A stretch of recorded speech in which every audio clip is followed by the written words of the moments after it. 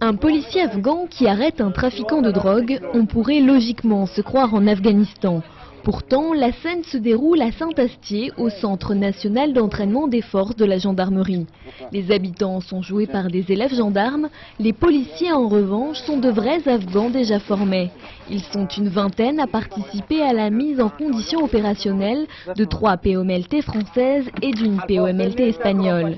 Ce stage OTAN, coordonné par la force de gendarmerie européenne, est le premier de ce type à être organisé sur le territoire français.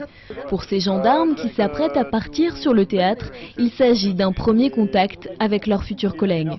Donc cette collaboration se déroule déjà avec un interprète, puisqu'on a cette barrière de la langue avec les Afghans qui ne parlent que dari ou pashtun.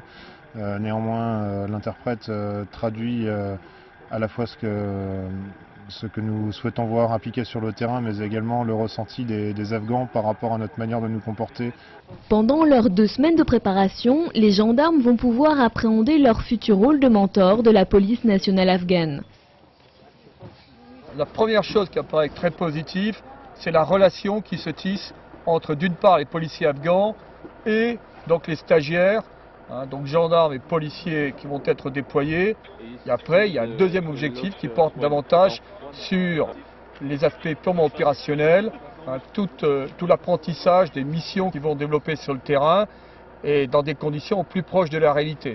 Pour rendre les scénarios crédibles, des formateurs rentrés récemment d'Afghanistan, ici en orange, ont été mobilisés. Français, polonais, néerlandais, italiens et espagnols sont présents sur chaque exercice. Donc la Shoah est très réaliste. Les questions que nous abordons lors des Shoah se ressemblent assez, parce que c'est sur la sécurité.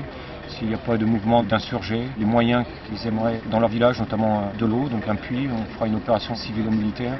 S'ils veulent l'électricité ou des denrées, des affaires pour les écoles.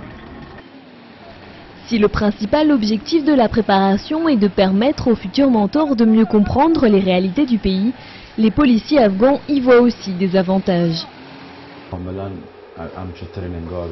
Ce type de stage est très utile, à la fois pour les militaires étrangers qui viendront dans notre pays, mais aussi pour les policiers afghans qui peuvent continuer à s'entraîner.